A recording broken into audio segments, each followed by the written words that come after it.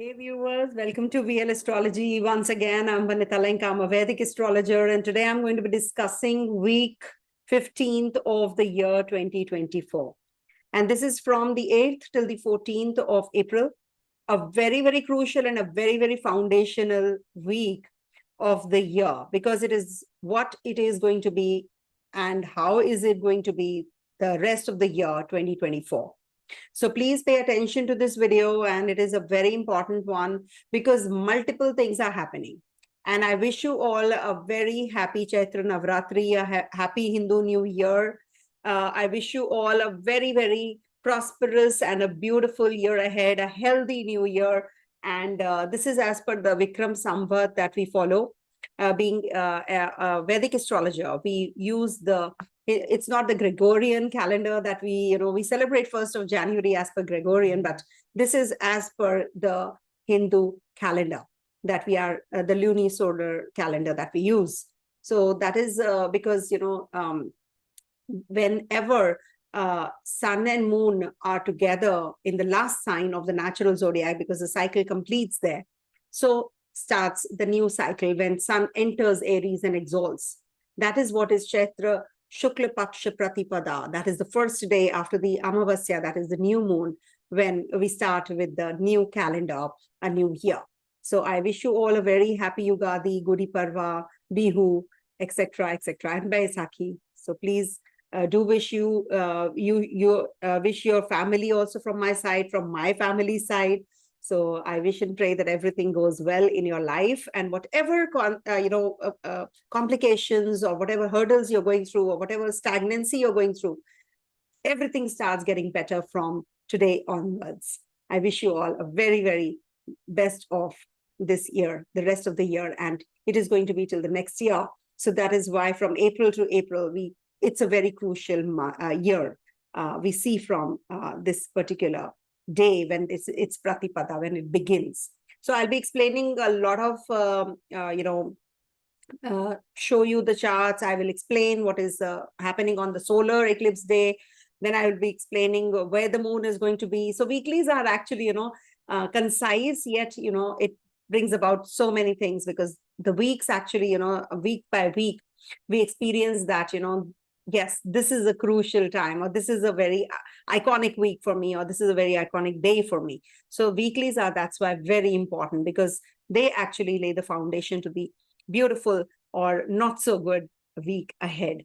So these are all 4 warnings that I share in my videos. I don't sugarcoat any facts. So if at all you find them that, she's so upfront, she's telling me only negatives. So please try and understand that there are always positives as well as negatives. They go hand in hand. So we must know the negatives attached to a particular transit so that we are well prepared, isn't it? So if I know that, I'm going to be heading to some problem, so I'm well prepared. Okay, this period is not that great and not favorable for me. So it's better that, you are not going to do that activity on that day. Avoid. Suppose you have to travel and there is some negative transit happening on that day, not so favorable. Maybe you're going for work and, you have a meeting, a very important meeting, and moon is in the 8th house. So I think you should avoid, if you can push it to moon transiting through 9th or 10th house. The meeting will be definitely better. So that is how, these readings are so important. So just take it in a stride. If at all you feel that, nothing is matching up, etc. So make it as per your Dasha, whatever Dasha you're going through. So just check through your Dasha sign also, where your planet is seated, the Dasha Lord is seated in the natal chart, and then superimpose the transit positions as well. Okay. That's also one of the way to look at, and change your time zone, time as per your time zone, because, a day here and there, or, a few hours here and there do happen. The events are late or early, because I use only India, Delhi time. So I will be showing you the Drik Panchang, also the festivals and whatnot today, so that you're well equipped with the astrological angle today. Okay. So first of all, moon is going to be in Pisces sign on the 8th, and there's an eclipse, which is, in the Revati Nakshatra, and that is at 25 degrees, 11 or 12 minutes. and Venus, Sun, Rahu, Moon will be together in Pisces sign. Then Aries sign, this moon moves into on the 9th and the 10th, and it's going to be conjunct Jupiter, aspected by Saturn from the Aquarius side. In the Taurus sign, moon is exalted, and it is going to be from the 11th till the 13th of noon. And we have, it's going to be aspected by Mars and Ketu as well. See, even if moon is exalted, there is a blemish attached to that exaltation because two malefic grahas are looking at this particular zone. So people get very aggressive. I've seen major negative impact happens on your speech when it is Taurus moon, or people go through a lot of, aggression, or they eat something wrong and they have indigestion or skin related troubles or dental issues or, speech related problems start happening. Suddenly, you eat something and you get choked and you start coughing. That also happens when moon is exalted right now because Mars and Ketu are looking there. So it's better to be, little calm on this day, especially from the 11th to the 13th noon. Then moon moves into Gemini on the 13th noon till the 15th. Now this weekly is till the 14th though, but I'm covering till 15th. Never mind, I'll cover 15th again. So 13th, 14th is going to be in trine to Saturn and Mars again. So whenever moon is in Gemini, since Saturn is there in Aquarius since last year, so this moon is going to be in trine to the Saturn. Trine is very important. Why? Because the element is the same. So if you are in the Artha Trikona, like which is about the money, prosperity, you think about all of that. So 2, 6, 10 signs, they get activated. And in the 6th sign, as we know, is Ketu. So whenever moon is transiting Gemini sign, it is going to be in trine to Saturn. And right now, Mars is also conjunct this Saturn. So it's going to be a little uneasy kind of a phase in communication, etc. We can experience some people, getting into some rage and, too much of violence, and uneasiness also can be felt during these 2 days. Mercury is going to be in Gandanta, as you all know, on the 7th, 8th, 9th. Mercury is going to be in transition from Aries to Pisces again. It has already happened, earlier when Mercury was in Gandanta. Mercury was in Pisces till 26th of March and then went into the sign of Aries. So during that time also till the 26th, so 26th, 27th, it was in Gandanta. And now again on the 9th April is going to be transiting through the Pisces sign again till the 10th of May. So there is a lot of transition, a lot of Gandanta transition also. And that too immediately after the eclipse. And at the time of eclipse, it's at 0 degrees. So communication-wise, market trends, they will definitely get impacted negatively, positively, depending on your personal chart, of course. Many things, because, everybody cannot experience each and every transit similar way. We must understand that. We must be receptive to this because you have your own planetary combinations. You have your own Dasha running, so the timelines. So how can everybody, all the Aquarius sign or all the Pisces sign or all the Aries sign people will be experiencing similar kind of results? Can't be. Yes, still I claim that 50% of the readings will match up. 50% general readings. But when you talk about specific, I claim somewhere around 70 to 80%. I do claim, because that's why you're coming to me for consultation, to know your future, to predict your future. And if I'm not good at it, I don't think so it's worth booking a reading and paying so much money and blocking your money, depending on me or any other astrologer. Don't do that. If you don't have that trust, don't have the faith, ask for your money back. That's what I always say. If this event is not happening, don't worry. I can also go wrong. Please ask for your money back, refund. But you must also be, you should give that leverage to the astrologer that, yes, she's claiming 80%, not more than that. So definitely all that also happens. Now, with this sun and, moon together and solar eclipse, which is happening on the let me tell you the exact time, 1542 UTC till 2052 UTC, 8th of April. Now, there is a Somavati Amavasya on 8th of April, 3:21 a.m. to 11:50 p.m. India time, Delhi time. And solar eclipse, I've taken UTC, why you can get confused otherwise. So it is from, if you ask from New Delhi, India time, so it is at 21:12 till 2:22 a.m. 9th April. So starts on the 8th night, and that's why in India it's not visible. It's visible towards where it is morning time. Lunar eclipse will happen only where there is night time because it's the lunar eclipse. The moon has to be well lit. So here we have Chaitra Shukla Paksha Pratipada also. And we have it, on the 9th of April. Navratri begins. Chaitra Navratri also begins on the 9th of April till the 17th of April, when it is Ram Navami. And 10th of April is Mars-Saturn conjunction in Aquarius sign, exact degrees at 20 degrees, 18 to 20, I think 28 minutes. 12th April, Sun is going to be in Gandanta because Sun is going to be from Pisces to Aries in Gandanta. This is a transition. That is why, this is a very important time period when the transitions are happening. See, whenever, there are transitions, and this time the transition is huge. Why? Because there's an eclipse happening in the Pisces sign. So any planet which is crossing the Pisces sign has to go through this eclipse kind of an energy also. So in the world, you will see in the global level, water bodies, or waterborne diseases, or we can see that there will be some tidal impacts in the emotions because water is emotions also. So people will be highly, highly emotional. People will go through a lot of upheavals in their relationships during this time period.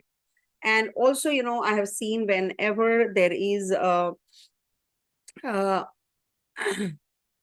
so whatever is happening, around in and around your own particular place where you are, it's because of this, the eclipses energy. And also I have seen because Saturn and Mars are going to be in Aries Navmansha also when they are in the close vicinity. So in and around this time, we experience a lot of earthquakes also, volcanoes, earthquakes. And in Pisces, the eclipse is happening, so we will see floods in some areas, tsunamis, floods. We'll hear all of that. I have been harping on this, from a long, long time. Whenever you will see yourself. New moon, full moon time are the most sensitive time periods when the earthquakes, major earthquakes will take place. Major tsunamis will take place in and around the full moon, new moons. And it is, to top it all, an eclipse also. So definitely it is going to be impacting the globe, that way, because 70% Earth has water and moon is actually the closest to Earth. So scientifically speaking, this moon is going to be impacting us emotionally on our body also, because we are also 70% water, and on Prithvi, on the Earth also. So that is why in and around the eclipses time, because luminaries are involved in the eclipses. So definitely it is going to be impacting the Earth somewhere or the other, and especially in the zone where the eclipse is happening towards the US. It's that area where it is taking place. So it is more precarious and more vulnerable and more sensitive points. So you people have to be more careful where this morning from India, it's night in India and it's morning towards the US. So you need to be extra cautious in and around eclipses time. So, I can say be cautious, if you are somewhere in that sensitive zone where eclipses impact, earthquakes happen a lot, or there are, too many floods or tsunamis or volcanic eruptions. So don't go in that vicinity during this time period. Avoid. You can plan your, trips or any vacation, etc. later when these eclipses get over, right? So plan. I have been telling you from a long time this in April video also last month, 15 days before the April month started, I uploaded this video where I mentioned that eclipses will take place. And Taiwan earthquake did take place. Himachal Pradesh in India took place, this earthquake. And tsunami in Indonesia is anticipated. Why? Why now? Because it is eclipse time and it is new moon, right? So major. So you must know, you all must, I am here to guide you. I'm here to guide you, whatever I've learned. Maybe I'm also, I have this handicap of knowing everything first. I can't know everything. I'm also on the learning stage. Since past 30 years, I'm learning only. I still feel I'm not well equipped. But still, you people should know the basics, the law. Okay. And especially Saturn and Mars, whenever are together, I have seen major eclipses take place. Okay. So we do have Sun entering the exaltation place on the 13th of April, and that's happening till the 14th of May. So this is also huge. So you must be planning everything related to authorities and all that. That is why when when Sun is Ucha, elections, etc., they take place in around that time. So pray to Goddess Durga. Pray to Lakshmi, Goddess Lakshmi, and Kuber. These are the three you must worship because we are heading to Chaitra, Shukla Paksha, Pratipada, the new year. Okay. We must propitiate these gods and we must thank them. Okay. So I wish you all a very happy new year, Hindu New Year. It's a beautiful time period also. That is why I have given the title, as you can see. It is definitely, the time when you have to embrace the renewal with this Hindu New Year. Alongside, we have solar eclipse and Navratri also. So don't worry, this is a fresh start amidst solar eclipse and Navratri, but surely it is going to be paving us that way that we are looking for. All right. So let me share with you this important information because you see, see this. Now, this is Drik Panchang I use. You can change your place here as this is Dubai. So I've written Dubai here. So you can change the place here and you will get all the information about the festivities. We have a Somavati Amavasya. This is very important. Whenever we have Amavasya on Monday, you should water the Shivlingam. You should go to the temple, visit the temple. But if it is Surya Grahan, it's said that the temples are shut because it's not positive. Can someone tell me, is there an earthquake in New York City right now? How intense is that? And when was it? I did not get that news. In fact, my son is also in New York City. If you can just confirm me, Ash. That's really scary. Then we have Surya Grahan, Chaitra Amavasya, Darsha Amavasya. We call them all by these names. And we have Yugadi on April 9, Gudi Parva, Chaitra Navratri starts. And then we have Chandra Darshan, Ishti. See, Chaitra Navratri, if you will see, you will find all the, information about all the 9 nights of Mother, of Goddess. So we must propitiate. And we do have, that's 4.8. Oh my gosh. I wish and pray everything is okay. It's so scary. Can't help certain things, Okay, so yeah, so this is what. So we have solar new year, Mesha Sankranti, and stay safe, everyone. We are experiencing a lot of eclipses energy right now. So stay safe. Thank you, Ash. Thank you so much. Please pray for everyone, not just for my son, actually. I'm also worried about the people who are towards, who've lost their loved ones in the earthquake in Taiwan. So, yeah. God bless everyone. Stay safe, everyone. In fact, I had told my son also this, that stay safe, because these energies are pretty violent during this time.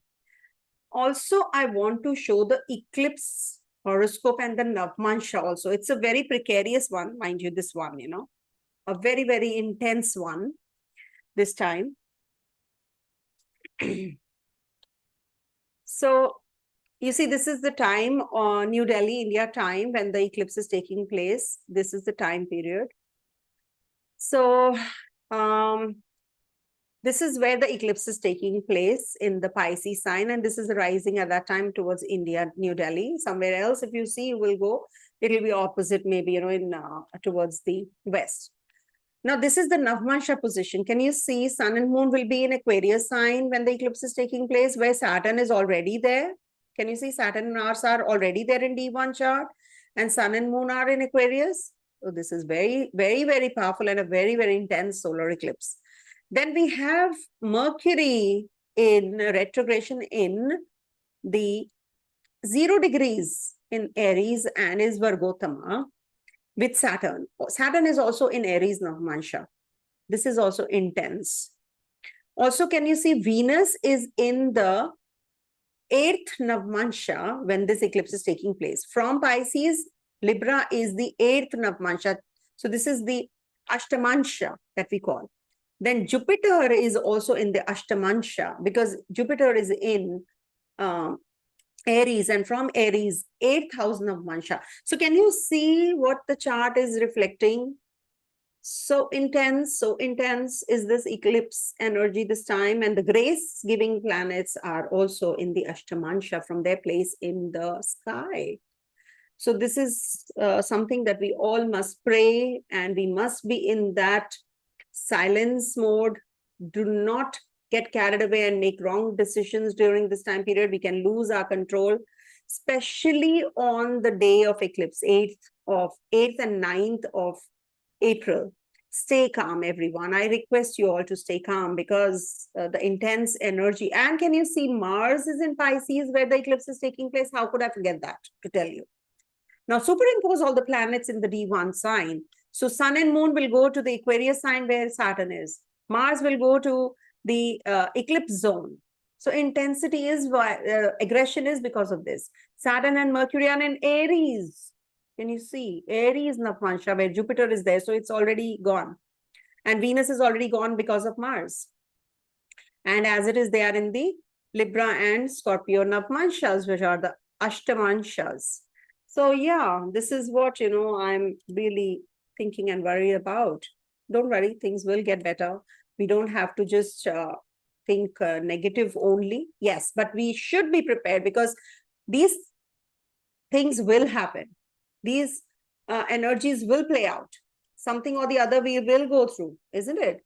So we must be prepared and we must be forewarned and we must take good care of our mental setup, relationships. We must take care of our health, mental health, physical health, and investments.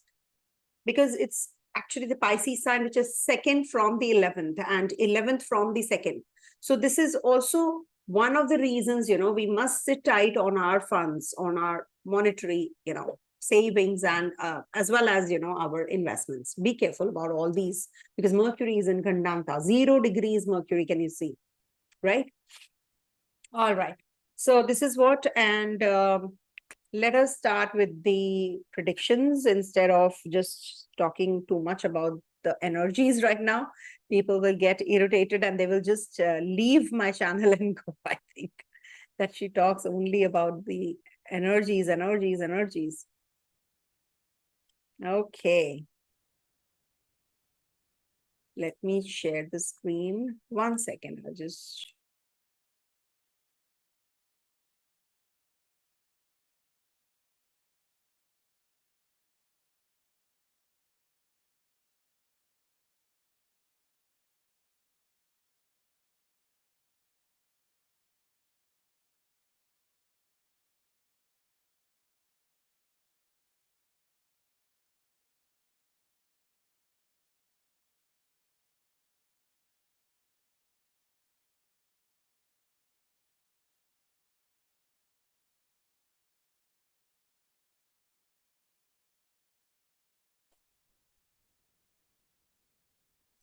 So this is as per the ascendant,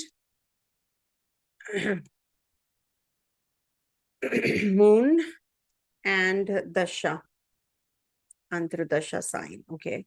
Now, the ones who are watching me for the first time, I must tell you, please do subscribe my channel, and I'll share with you my insights on the Dasha Antardasha sign also. Please do subscribe because I keep forgetting to ask for subscribers, and people just also just hear the video and they go because they get bored in the initial part because I give so much of information. You are here just to take the guidance about your sign and you want to leave.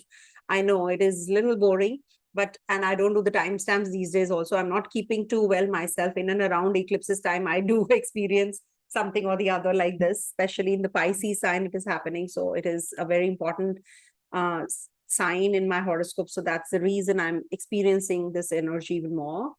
So please, someone, if you can do the timestamps from the beginning, if you can tell them what is in the intro section, that there is eclipse energy I've shared the Drik Panchang festivals, all that if you can write and mention, I'll be really, really grateful. Thank you so much. So do subscribe my channel. If you're watching me for the first time, don't go like that, please, without subscribing. Also, let's start with the reading about ascendant, moon, dasha, and antardasha. Antardasha, dasha means that you are in some dasha, in some timeline, in Vimshottari dasha that I use. So you have to put up your chart on Drik Panchang. I just shared that software. Please put up your chart and see where your ascendant is. AS is written, MO is moon, where moon is written. And then you go to the Vimshottari dasha and see what dasha you are in. Suppose you are in Venus dasha and Venus is in your Leo sign. So make Leo your first house in your natal chart, in your birth chart, and superimpose transit positions as per Leo. So as per Leo, this is the 8th house where this eclipse is taking place. So even if, irrespective of your ascendant, maybe your ascendant is Gemini, but you make your ascendant as Leo if you are in the dasha of Venus in Leo, okay? Then you will face and experience the results even closer and better. For Aries natives, this week, moon is going to be transiting your, okay, one sec. Okay, so moon is going to be transiting Pisces, Aries, Taurus, and Gemini. So to start with, on the 8th, when moon is in your 12th house, there's an eclipse energy there, and there is Venus, Sun, Rahu, who are going to be in your 12th house. So this is quite intense for you. 12th house is the house of isolation also. You might just be feeling the energies towards, because this is the end of the cycle. So moon, after 27 days, sits here. So he feels that, no, I need to introspect. I need to see what all I did, what all I should do, and what is the experience that you have done, I've been experiencing in these past 27 days.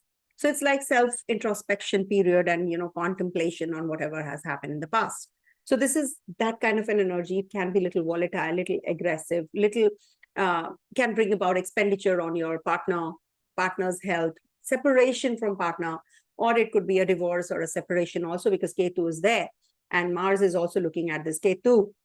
So there is a strong probability of a breakup or a litigation also this time, because in Rahu Ketu axis, this 6th house energy is also getting aggravated and activated. So you must actually be careful about getting into any legalities, because you can lose out on this case or this legal angle. So don't get involved. Don't take it to that extent that you experience something which is not right. So avoid those kinds of scenarios this week. You'll be better off. If you have to go in for any kind of travels this week, or you have already planned something, so if you can, in and around eclipses, take a right hora, or suppose if you can just go to Drik Panchang, you will get the horai. So that is the daily hora as per your place. So leave your house in Venus hora, or maybe moon hora. So that is something which will actually be good for you. In fact, moon and sun actually I'm avoiding, but still it's okay. Something has to be picked and chosen. So choose the hora and then leave the house. Leave at the right time so that, at least the negative impact of these eclipses is minimized. So Moon will be in your first house on the 9th and the 10th, and this is the beginning of the cycle. And Mercury is your third and the sixth lord, getting retrograde Gandanta, and then moving back to your 12th house. So these energies will be, felt even more, that how to handle your communication, your people around you, your investments, etc. So it can be a loss kind of a situation during this time in your investments, or the vice versa. So everything is after the 25th of April going to change, because Mercury is going to be, giving you some superficial results right now. So if there is a low market trend, so you should sit tight, and then you should sell only after the 25th of April, and the vice versa. So whatever changes will happen during this time will actually change after 25th. So take it like that. Then Moon is over your first house with Jupiter. So you might just, acquire some knowledge. You want to just learn something. You will meet some people who can educate you. You will be very emotional about your own circle that you move around in. You really want to do for others during this time period. You're very nurturing, and you're focused on the emotional bent of mind, connect with people, and also your looks, your appearance. You're working on your appearance during this time period, or you're going to gain some weight, you're eating something wrong, also quite possible with Aries transit. Also, Moon is going to be in Taurus sign, exalted, but it is going to be in trying to Ketu, and Mars is aspecting also the zone. So 11th till the 13th noon, be careful about your speech and your diet. Eat right. This is not that great time to go for heavy investments. There can be some complications with your friends also. Maybe you will have a argument, and then you will feel bad also. Oh, why? That regret, remorse kind of a feeling. So that can also happen with Moon in your second house transit, being the ruler of your fourth house. So you can go a little emotional about your resources also. Oh, I have to save money. You're thinking about, because the expenditures are rising, so you're thinking about too much about the resources, etc. Okay. 1 second. Let me write wish you all here so that people will happy new year.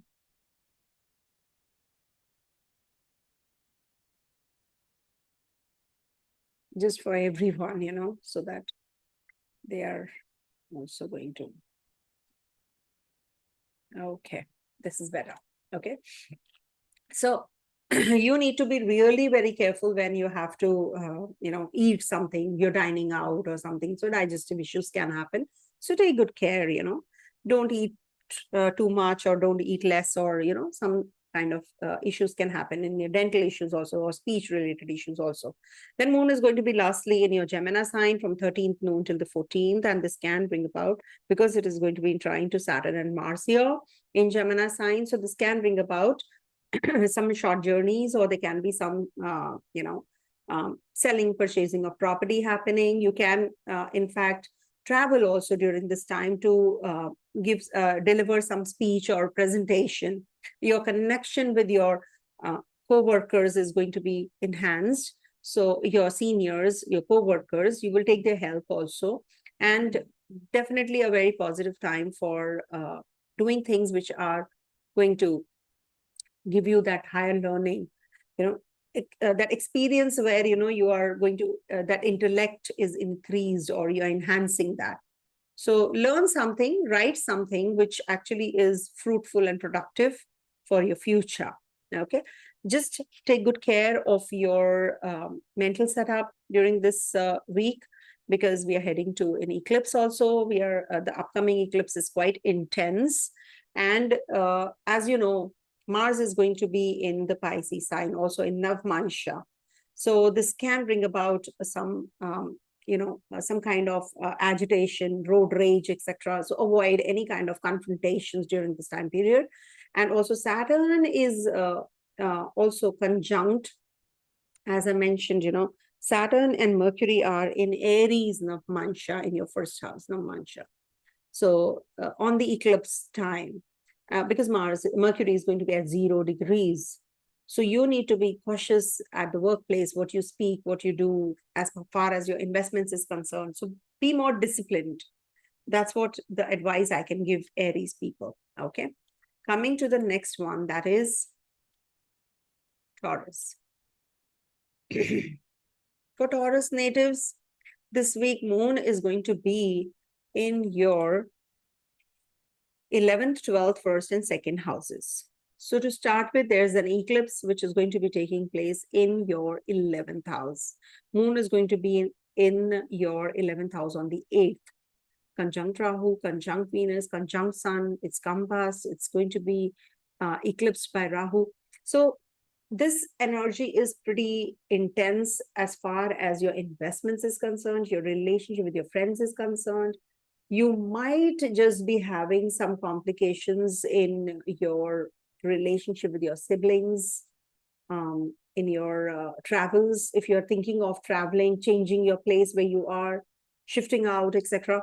So this might just be giving you some upheaval, some tension will be there in and around these energies, which are quite intense as it is, in the Navmansha also. Mars is there. So aggression is quite possible.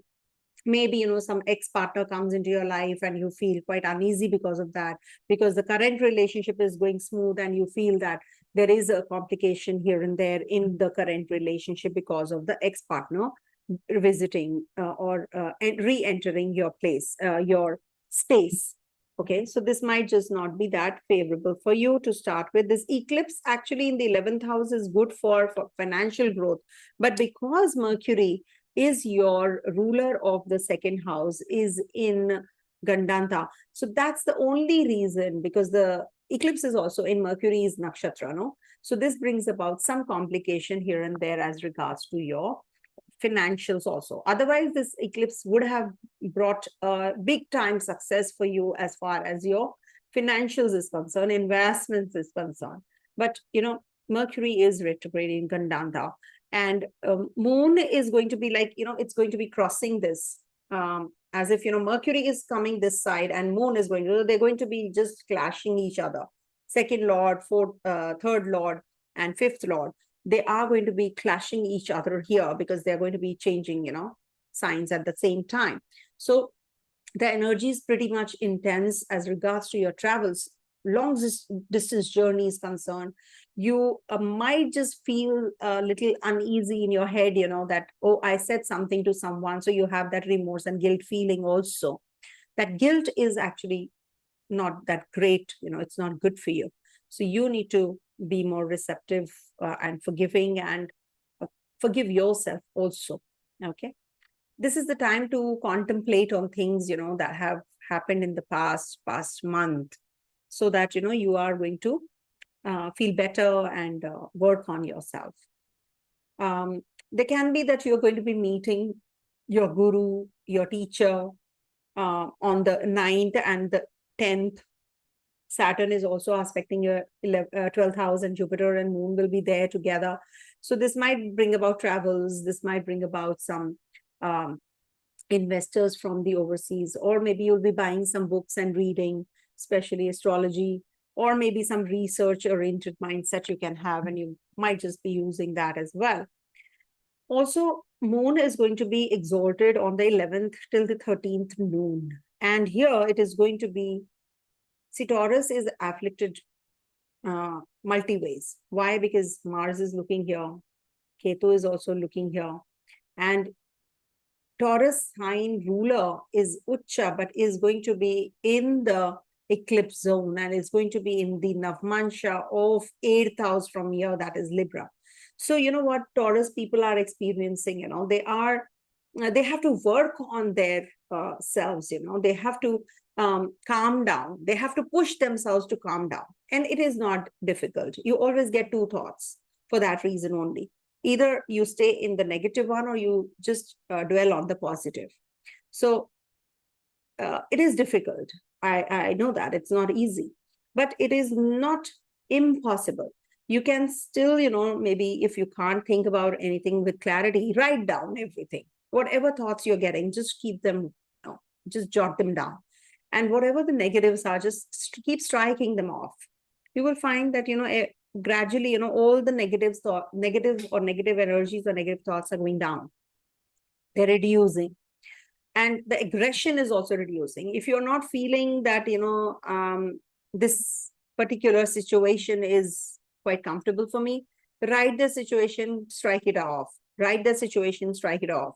Financial, health, relationship, anything where you are having a miss or you're spiritually not able to perform well, grow well. So you can write all those and then, strike it out so that you feel better. Okay. In your relationship, sometimes what happens, you don't gel well with your partner. You had a fight, you had an argument, you're feeling uncomfortable. So write it down. I want to come out of this, please help me, divine energies, cosmic energies, to come out of this, whatever I'm going through. And they do help. They always give you that hand to protect you. As I mentioned initially, we have a, Navratri also, Chaitra Navratri that we are heading to. So you must actually pray to Goddess Durga, Lakshmi, Kuber. You should pray to these divine energies, and you will find the way out from the situation you're stuck in. Gemini moon will be transiting from the 13th noon till the 14th. So it's going to be in your second house. And this is a very good time for uplifting your moods, your financials. Maybe you'll go out for dining. You'll meet the right kind of people this day, connecting with your family members. All that is quite likely when moon is in your second house transit-wise. So this might just bring about your siblings going away from you to the foreign lands. You might just be delivering a speech and you're preparing for it, and now you're going to be delivering a speech. Traveling for yourself also is quite likely. But whenever, you travel, you're planning to travel in and around eclipses times. So you should make sure that, you have all your documents intact. You have everything ready, readily available. Your suitcases, etc., your luggage is well locked and well protected, and everything, that you have not been able to align, you're aligning it well. So pay a little extra attention, just another step forward, it's like an extra step that you can take. Cross-check, recheck, oh yes, all the form that I have filled up is correctly filled up. Student natives might also feel a little difficult during the eclipses time zone. This week is quite intense for you also. So any kind of competition, so just redo the stuff, get into the nitty-gritties and get into the depth. It can be a stretched kind of a competition that you're taking. It could be something which is out of the box. The questionnaire might just not be as you had prepared. So just get into that zone where, because it's K2 after all. So get into the details. Okay. So you will feel better with this. Okay. Yeah, eclipse is not visible in India, but remember, astrologically, we all go through the eclipse energy. It is not possible that the eclipse is not going to be in your horoscope, right? It is going to be in transit, visible astrologically, right? Degree-wise, it is going to impact us all. So don't think that the eclipse is not taking place here, so it is not going to impact us. It is going to impact everyone, somewhere or the other. The intensity will differ. Coming to Gemini. So for Gemini natives, first of all, I wish you all a very happy Hindu New Year that we are heading to. Happy Chaitra, Navaratri, Yugadi, Gudi Parva, Bihu, Baisakhi, to all the ones who are in and around, this zone where they celebrate. All parts of India, celebrate, differently. But it is a beautiful, beautiful energy flowing as well. And we have a solar eclipse that we are heading to this week. We have Mercury transiting through Pisces again after crossing the Gandanta. Sun is going to be changing signs and is going to be crossing Gandanta from Pisces to Aries. Then we have Somvati Amavasya on the 8th of April. We have Mars and Saturn conjunction at the closest vicinity, that is 20 degrees, 11 minutes. At the same degrees in Aquarius sign on the 10th. Then we have, we do have Ram Navami on the 17th. So Chaitra Navaratri starts from the 9th of April. So this is what is going to be the highlight of the week and highlights of the week. In fact, pray the Goddess Durga, Goddess Lakshmi, and God Kuber. So these are the positions of the festivities, and then we have moon transiting through Pisces, that is your 10th house on the 8th, and the eclipse is in your 10th house energies, 10th house zone. So you're very, very emotional about your position, your reputation, your name, your fame. You're thinking of growth, you're thinking of, or you're wanting that, or you're desiring for that growth and success and acknowledgement and accolades. You're very, very emotional. You're working hard. You have been doing a lot of work in the past few months. And now you're waiting for the results in your favor. So this eclipse energy will definitely give you that. It could be a superficial kind of an energy, but remember that wherever the eclipse takes place, that is going to be giving upliftment in the non-living things and will hamper the living things. So you and your relationship with people at the workplace, your co-workers, your seniors, your bosses, you really need to be vigilant and need to take care, because there can be some misunderstanding which can lead to complications in the future. So you need to be well prepared. You are expecting a lot from your co-workers, maybe, your subordinates. So you need to also give that what you really are expecting from them. So act wisely. There is a lot of workload which is going to be there this week, and Mercury is in Gandanta. Your Lagnesh is going to be in Gandanta, back and forth from Aries to Pisces, from Pisces to Aries, and then Aries to Pisces. And this Mercury is retrograde also, and it's going to be demoted on the 9th of April. So there is a lot of energy playing out in your 11th and the 10th house again. Communication is the key. Right kind of communication.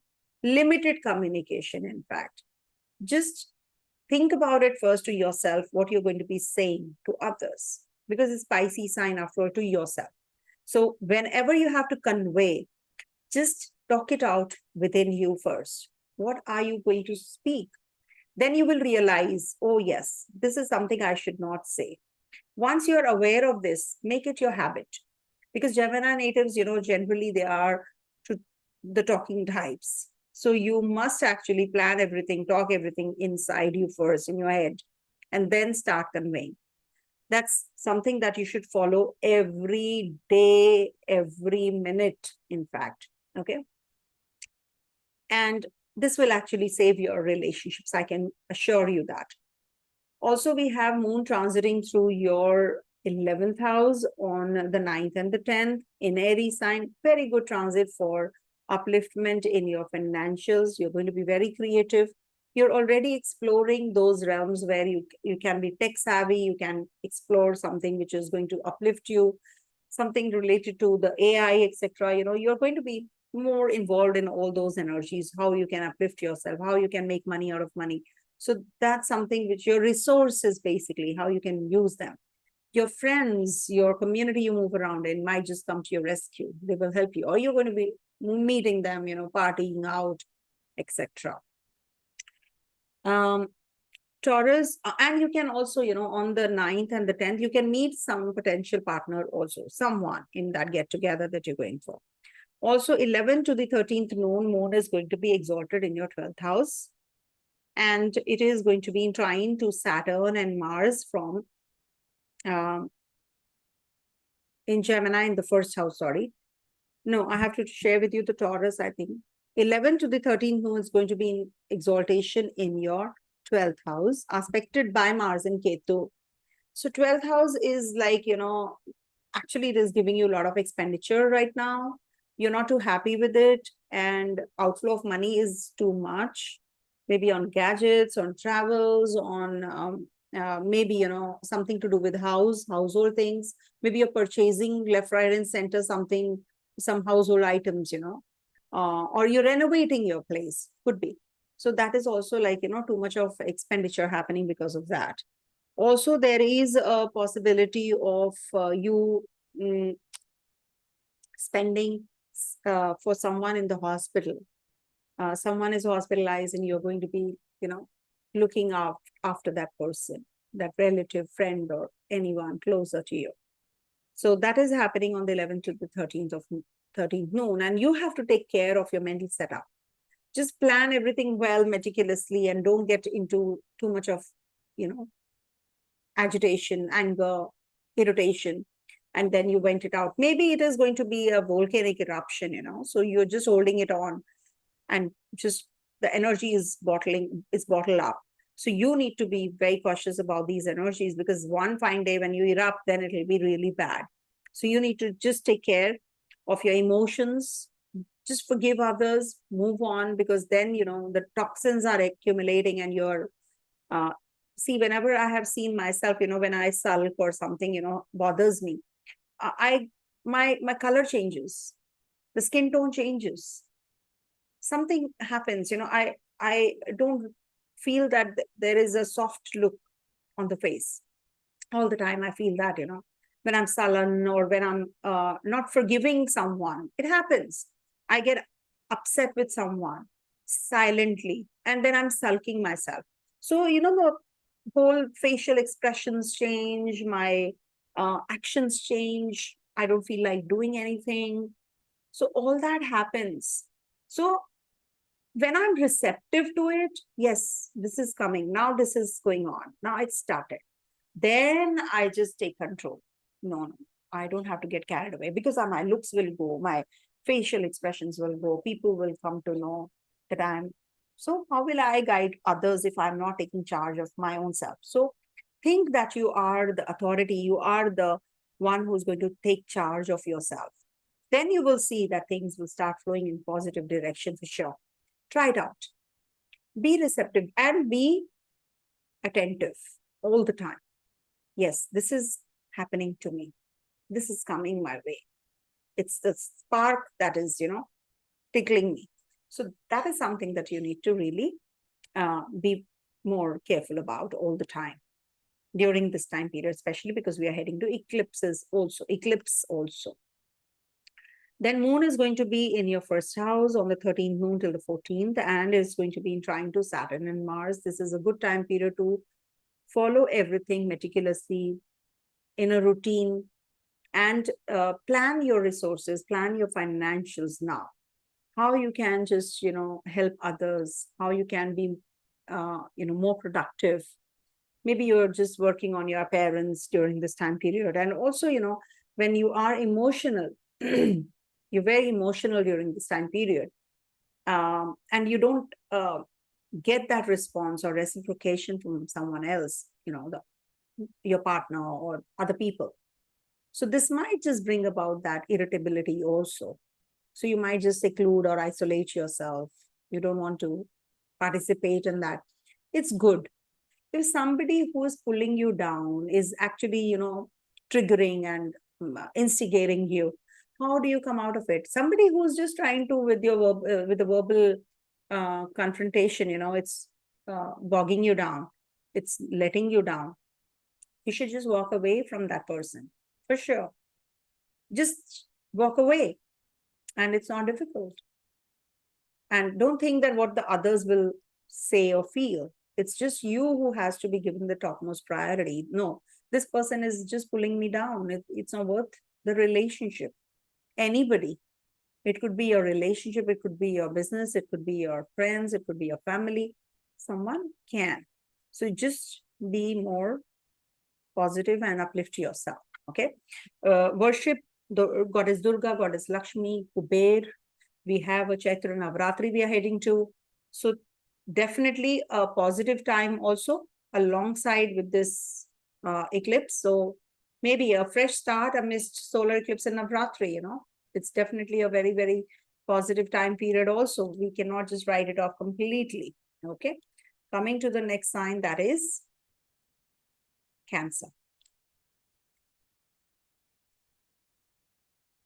For Cancer natives, this week, moon is going to be transiting your 9th, 10th, 11th, and 12th houses. 9th house, eclipse, solar eclipse. We have your Lagnesh part of it. So you see, Cancer, Leo people, they feel the brunt, the most. So you can have some travel plans which can go back and forth. Education plans can go back and forth. Your relationship with your father can go back and forth, or there can be some subtle, energies which are not that compatible. And it's said that, whenever sun and moon are part of the eclipses, you know, uh, during the new moons, full moon times, are part of eclipses, then what happens, the parents' health, if they are in that age group, they suffer. So the age definitely matters. So you might just have some restrictions or some kind of complications in their health. So take good care of them. Take care of your parents. Take care of your guru, mentor, relationship with your guru and mentor. You might just connect with someone, or someone orthodox, someone out of the box, not the conventional you. You might just follow religious belief system during this time. You start, if you are reading a Bible, you start reading Quran, or you start reading astrology, Hindu texts. So that is something which is unconventional, taking the jnana from some other religion, something very unconventional. Okay. Moon is going to be in your 10th house, and that's happening on the 9th and the 10th, and it's going to be in the sign ruled by Mars, and Saturn is looking here and from the 8th house. And 10th lord is in the 8th house. So you're already experiencing something at the workplace. Too much of tension is there, or you need to socialize a lot to convince others for your job profile, etc. So there is a lot of investors coming in. You're going to be connecting with people more. Too much of workload, not getting those acknowledgements that you deserve, not getting those upliftment that you deserve, not getting that name and fame that you are actually expecting. But surely there is some change which you can anticipate. If you're thinking of shifting overseas or getting investors from the overseas, this is a good time period when moon is here. So this might just bring about the thought of changing the job, quitting the job and leaving and joining somewhere else. All those thoughts will also be there.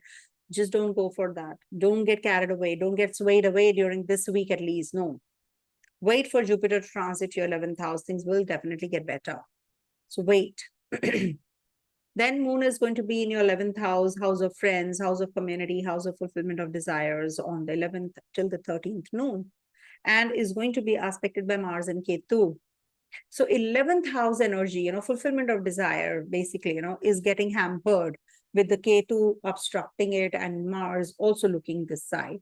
So what happens, you have that zeal to make money out of money. You have that zeal to party out and, with the friends, etc. But, what is happening? There is some restriction or something which is missing. You're not enjoying. You are socializing, but you feel that, there is something amiss. You start feeling even more. You get very emotional. And then what happens when you don't get that response or reciprocation from your friends? Then you start losing out, or you feel very uncomfortable, and that volcanic eruption just takes place, with this. So that's something, this Ketu and Mars energy is doing. So don't just went out that way that, you lose out. You lose out on your emotions and on your, you don't hold yourself, because, you're very emotional sign, very, very emotional sign. So let go. As it is in the water sign, there's so much of energy floating. Can you see? So much of energy is there. Saturn is also looking at the water sign.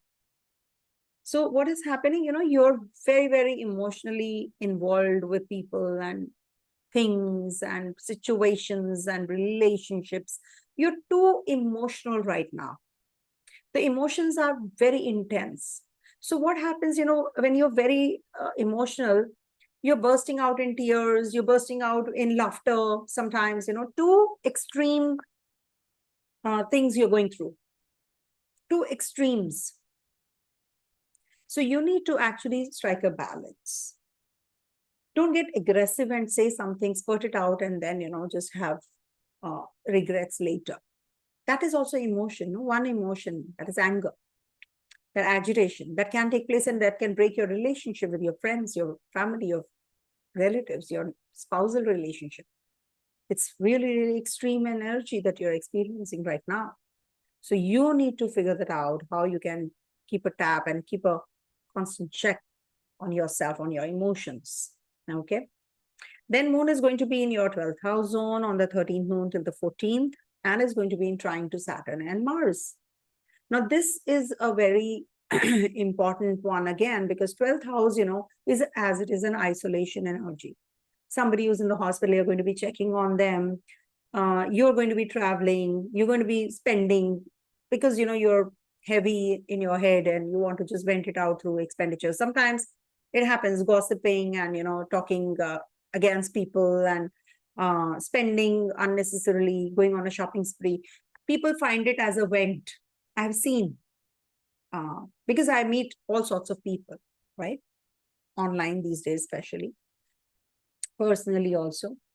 So what happens, when you have that too much of outflow of these emotions and these energies, it depletes you ultimately.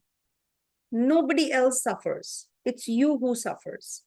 So what happens, you are just trying to isolate yourself and get too much, you're in that zone of sulking with this moon in the 12th house. What best you can do is be self-introspective. Rejuvenate yourself, just reinvigorate, do things, go to a spa, take a, steam, just relax yourself, go for a swim. All those energies definitely will give you that boost. So do things which you like doing when moon is in the 12th house. When you are in the isolation, when you're solo, maybe you like writing, you like to be a poet, you want to write a poetry, you can do that. See, I can tell you, okay, business-wise this will happen, health-wise this is happening, competition, student natives will do this, that. But how will you get that help? So many people are making videos on those general things. But how can you improvise when moon is in the 12th house? Who will tell you that? Nobody will spend so much time on telling you, explaining you each and everything. No, I can assure you that. So when moon is in the 12th house, just keep a constant check on your emotions.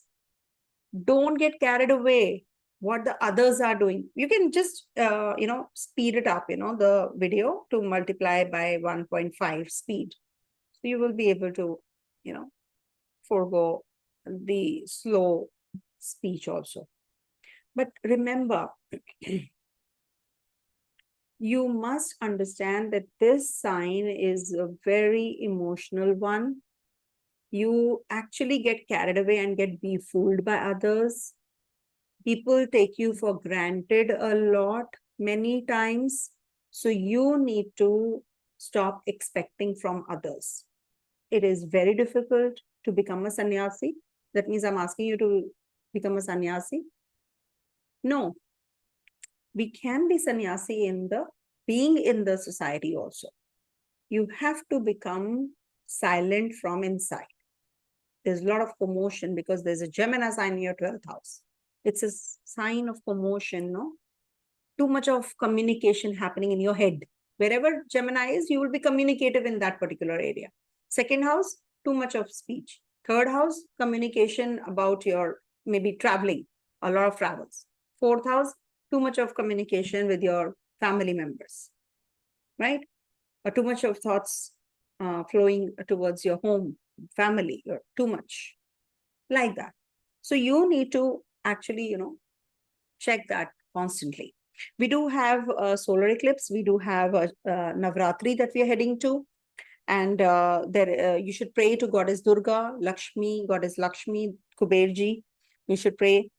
And Navratri starts from 9th April. So please worship Goddess, and 9 nights of peace, I would say.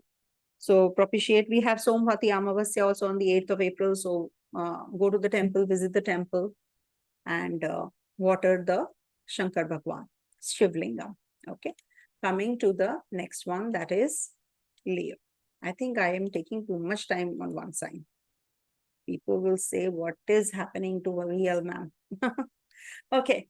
So for Leo, this week, moon is going to be in your 8th house, 9th house, 10th house, and 11th house. Now, 8th house is very intense. As you know, the eclipse is taking place in the 8th house. So you need to take care of your health. On the 8th, this is going to be from 15:42 to 20:52 UTC. So change as per your time zone. The eclipse is taking place. So you see, in the 8th house, this is the regeneration time, remember. It's sort of an energy where you will make a lot of changes in your routine, in your diet, in your surroundings, in your relationship, in your work. You're going to be making many changes. Changes towards good is definitely better.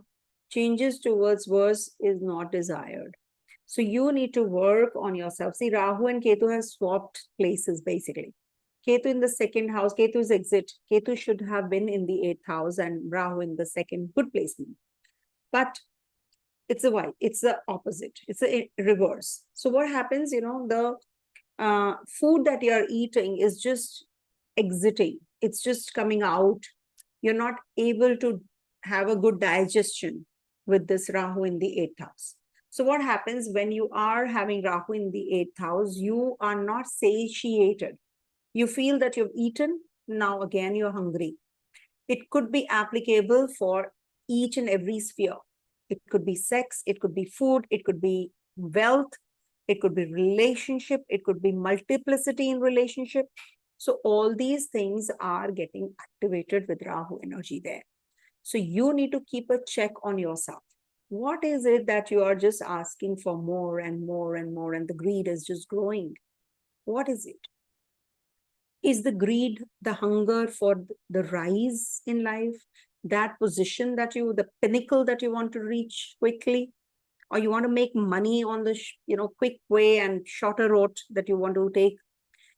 Is it that you want to just go for a treatment which actually cures you permanently or quickly? Don't do that. Anything that comes faster goes faster, remember.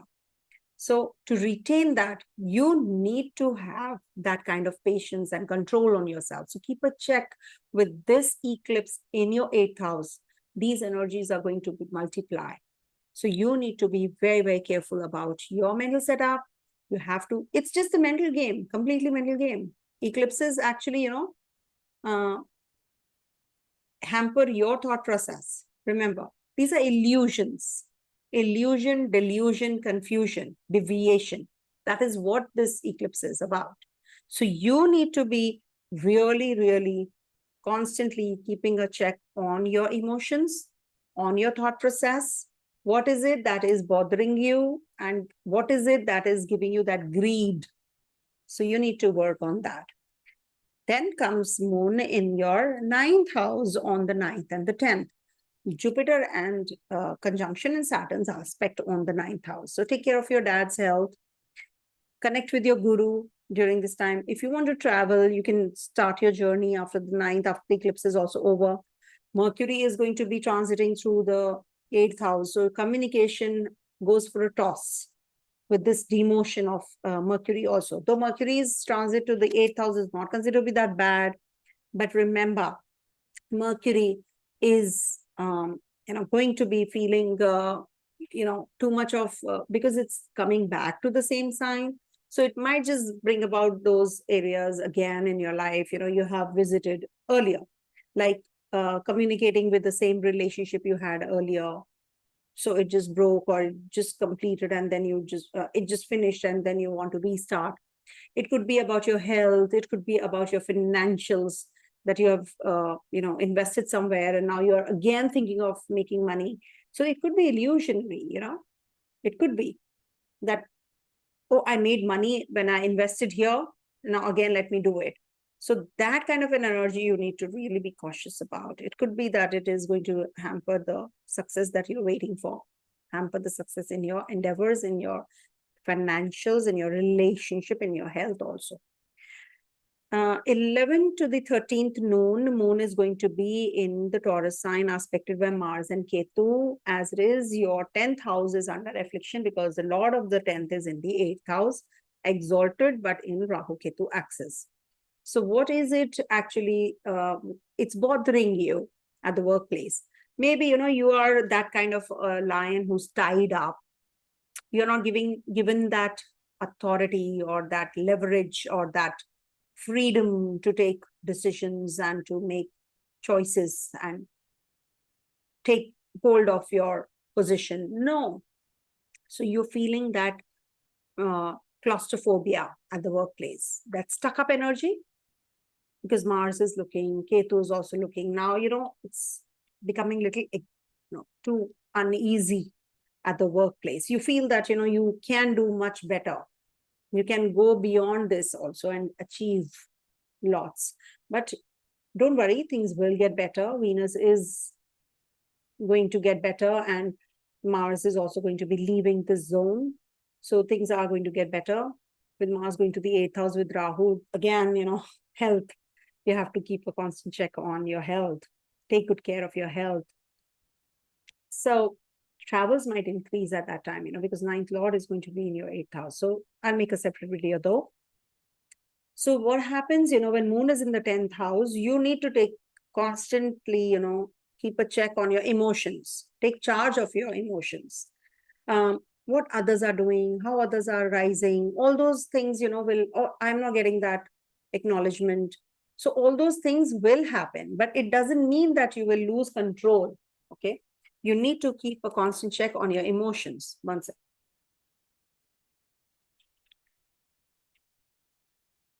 So that's what, this energy is going to be felt on the exalted Moon, 10th house.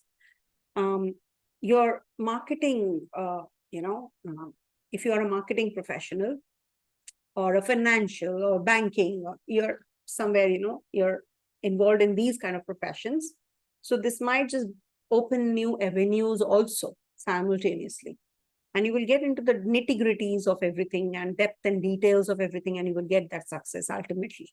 With this Moon in your 11th house transiting through on the 13th noon onwards till the 14th.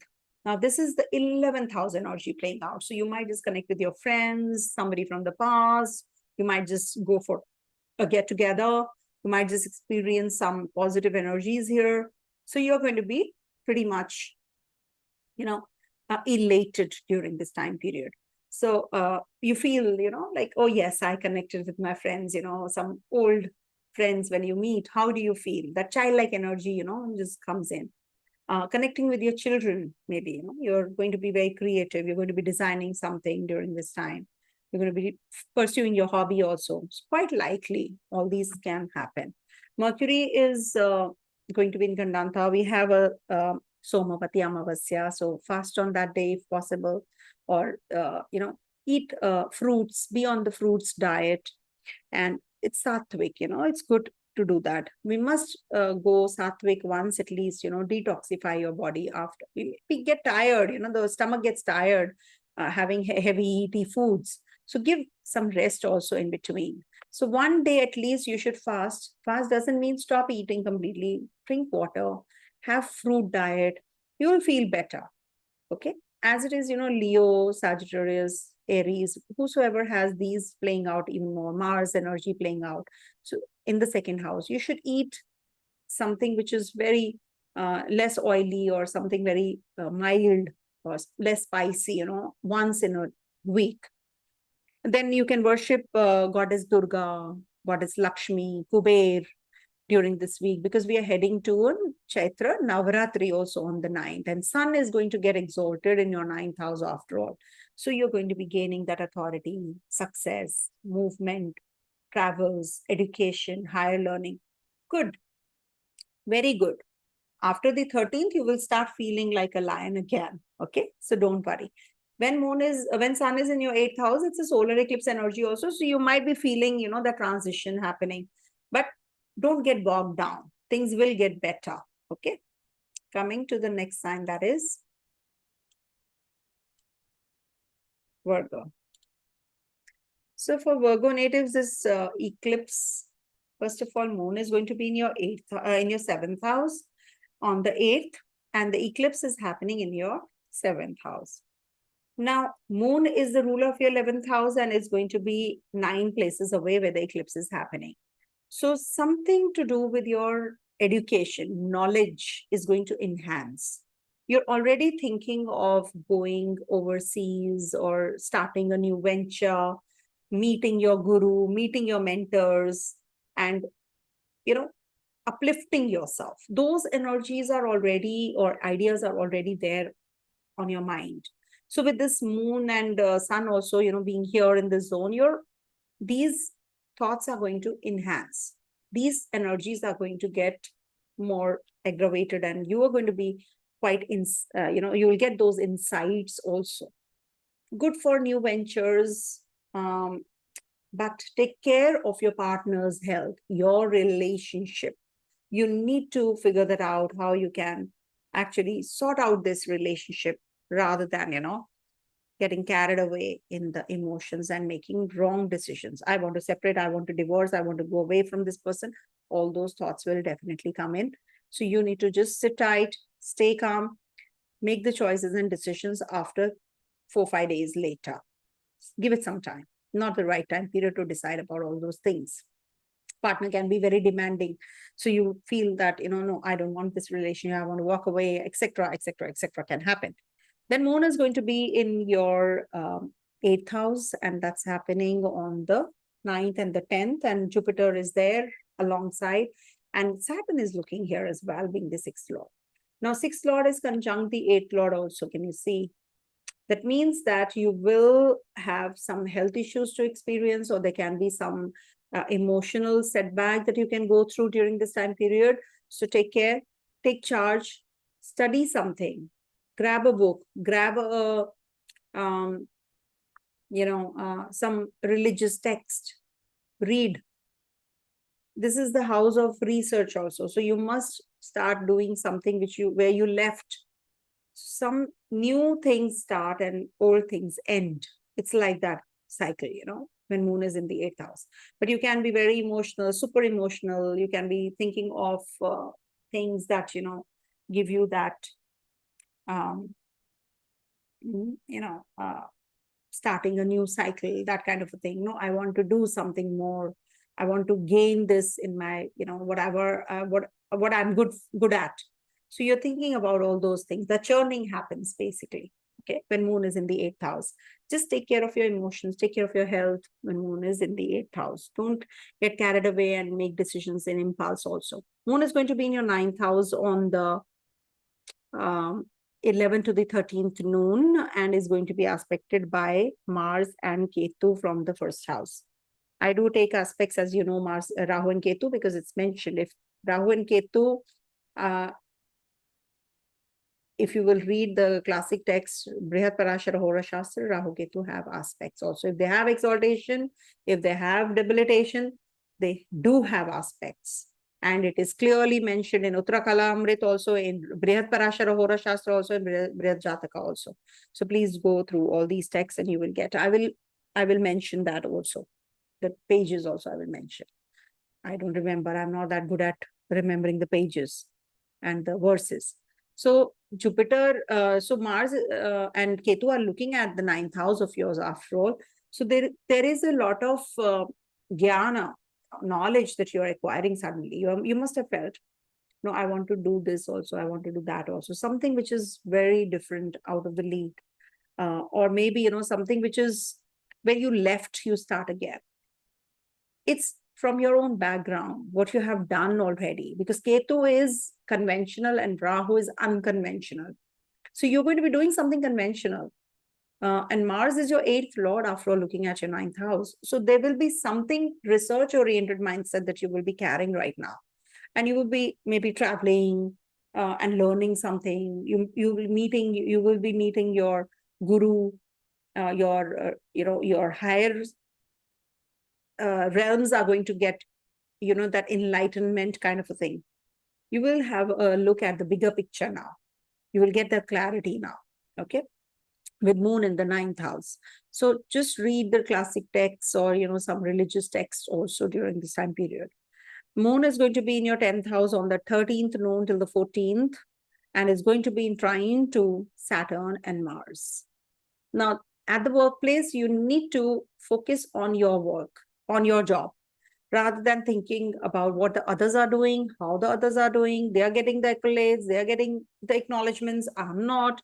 So stop bickering and stop comparing, because there's a lot of talking happening, a lot of talking and no work. That kind of a situation can come up. So it's time to work now. See, for Virgo natives, I've seen the 10th house has Gemini. They're very restless kind. Today, they will keep their laptop here. Tomorrow, they'll keep the laptop there. Day after, they will go to that side. They cannot sit. They will be shaking their legs also a lot when they're working. Tell me in the comment section if it is so. So very restless kind. They'll be doing like this, with the pen or something, They have to have something in their hand at the workplace when they're working on the workstation.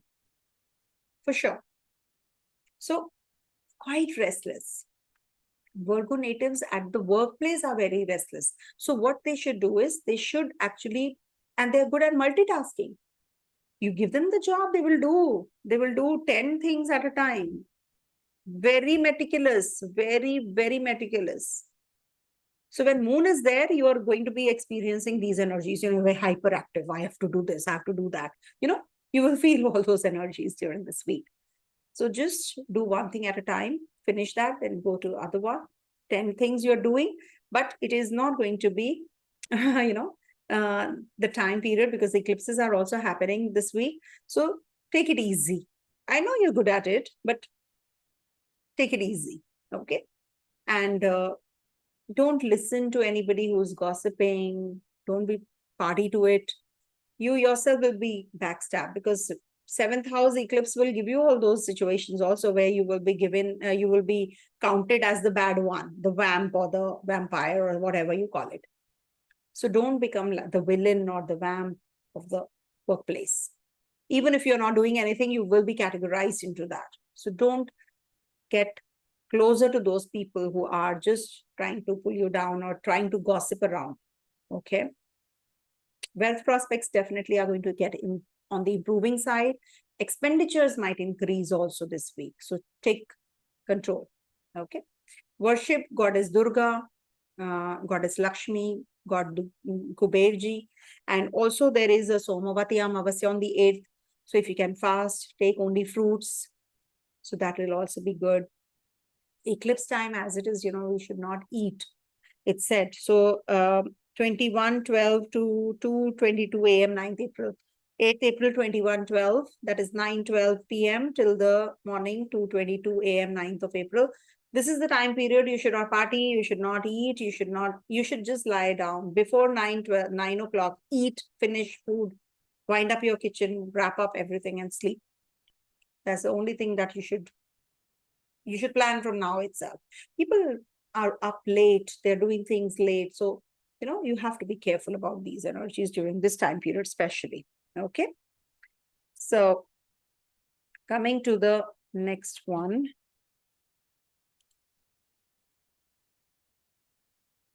That is Libra. I'll read the chat later. Live chat.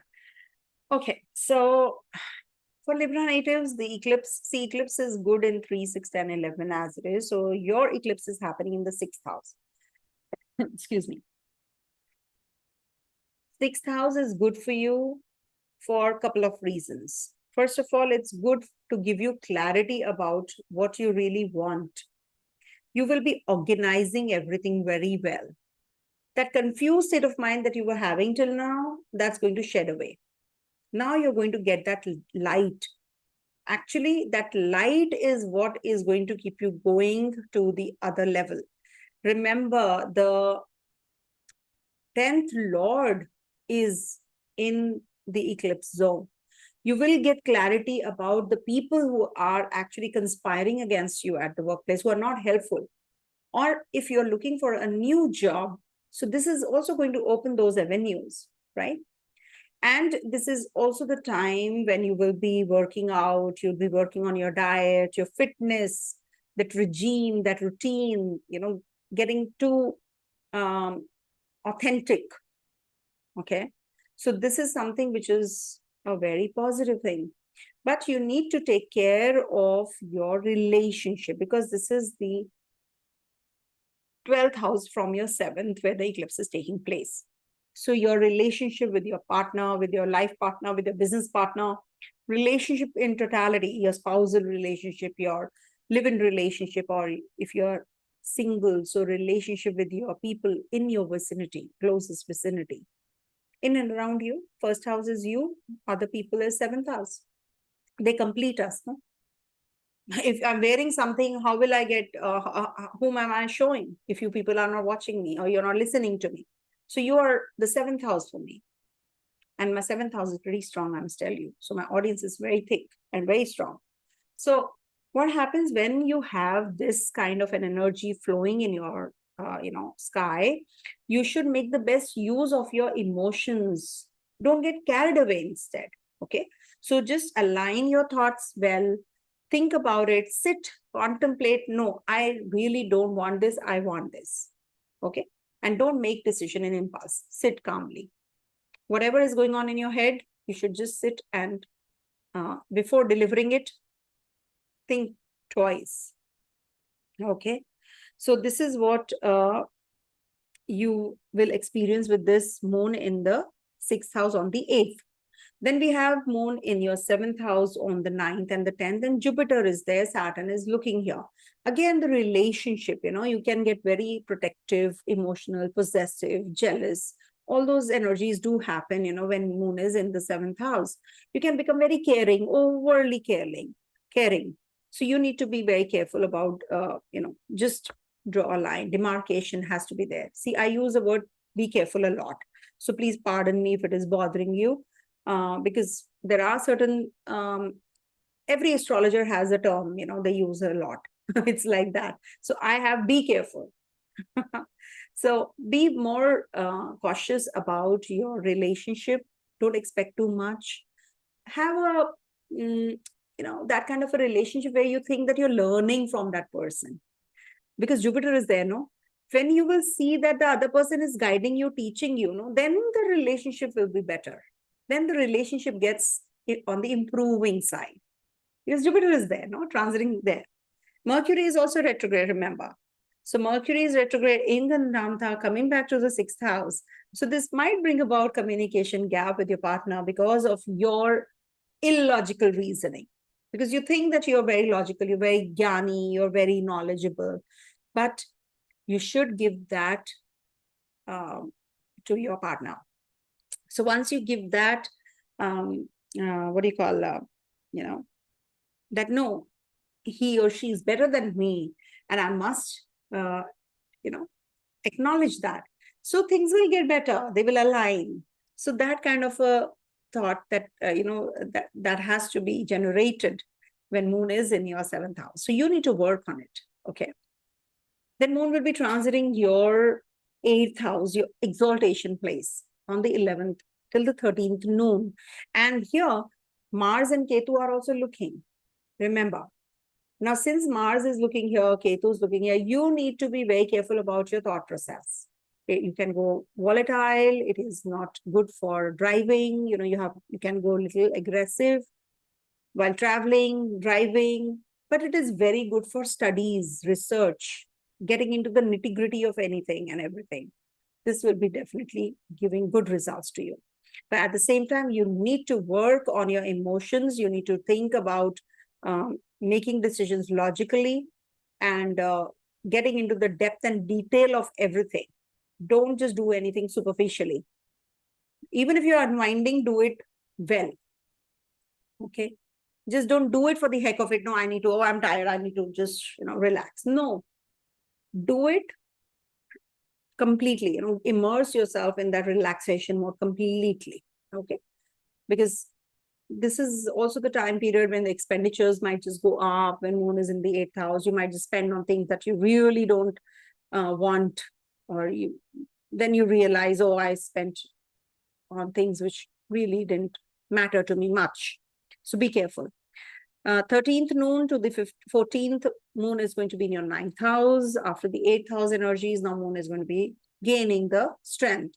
So in the 9th house, you might just be, traveling. You might meet some gurus. You might just want to connect with your partner, take the partner out for dinner or something. Or it could be that you're going to be starting some new concepts learning, or working on your skills, enhancing your skills. This is also a good time period to connect with your father, maybe taking help of your father. Expenditures are going up, so you're taking assistance from your dad. Could be. Okay. Now, on the Somavati Amavasya day, that is 8th, you can fast. You can just stay sattvic, have fruits, be on fruit diet, water and fruit diet, liquid diet. Then we have eclipses on the 8th night till the, as per the India time, night till the AM, 2:20 AM on the 9th. So eat before, you start with the eclipse zone. It's applicable for everyone. During the eclipse time, avoid eating, because that is something which, becomes poison. Food becomes poison. That is why we put basil leaves, holy basil in every eating food items. Then we have sun transiting through your 7th house. It's good for getting authority and getting into that zone of achievements and all. Mercury is going to be back and forth again. It's going to be coming back to your Pisces sign, debilitation sign, but it is going to give you good results as far as your investments is concerned, travels is concerned. So you're going to be feeling better. Mercury is your good planet. And we have Navratri starting on the 9th, and we have Hindu New Year. So happy Hindu New Year, first of all, Samvat, Hindu Vikram Samvat, as we say. So happy Yugadi, happy Pongal, happy Gudi Parva, and also Bihu. So Navratri is 9 nights, it's symbolic, it's like how you can, you have that strength. So how you can use those 9 emotions or 9 strengths in you during this time period. So learn about those 9 strengths that these mother goddess is trying to actually, emit, and we learn from them. So this is what, and we have Ram Navami also on the 17th.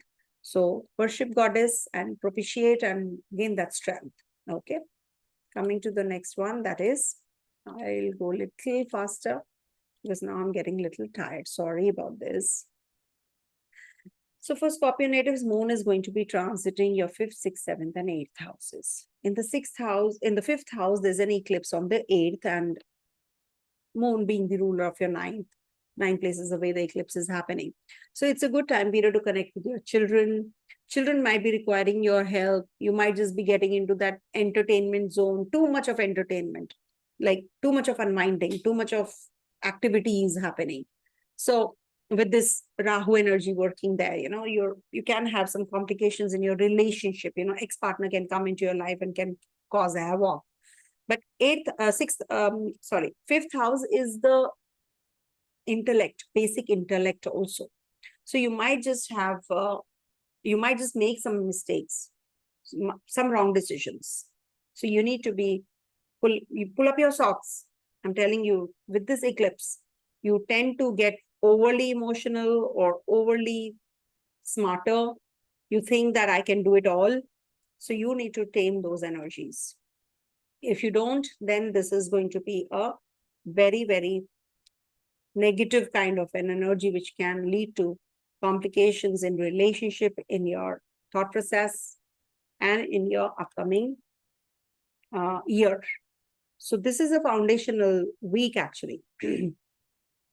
So this is the first solar eclipse, which is happening in your 5th house. 5th house is actually, the house of creativity. It's about children. It's about creation. So what do you create will make you or break you. So it's all in your mind. Okay. Children might just become too competitive suddenly. They want to achieve bigger things, not dwelling on the smaller goals, bigger things, bigger goals. So you need to guide them. They need your guidance. Your relationship needs your support. There can be some kind of misunderstanding which can come up. So you need to sit tight. Don't make any hasty decision in relationship and break off. Moon will be transiting your 6th house on the 9th and the 10th, and Jupiter is there. Saturn is looking at the 6th house zone. So this is the time period you should take care of your health, take care of your regime, be more organized. Organize your calendar. what's the upcoming week going to be, how I can become a better person, how I can be helpful, how I can help others. Sun is also going to be transiting here, exalted, right? So you might just, be looking after your health, recovering from your health also. In case you're having some kind of health issues, they will get better. You will get out of it. Or some diagnosis which you could not make will be made, okay? Follow a sports activity, fitness regime, dietary regime, all that will help you. Grab a book that you have been thinking of reading from a long time. So that'll help you. A moon is going to be in your 7th house on the 11th till the 13th noon, and it's going to be aspected by Ketu and Mars. From a long time, though, Ketu is looking here. So that is the reason, you're having complications in relationship. You're just getting too much into the possessive zone, and you want to just, hold on to the relationship. You're thinking that, no, I cannot, maybe survive with without this person, or maybe there is too much of expectations that you have, and that leads to uneasiness. And then, suddenly you just burst out in anger because that expectation is not fulfilled, or the reciprocation is not there.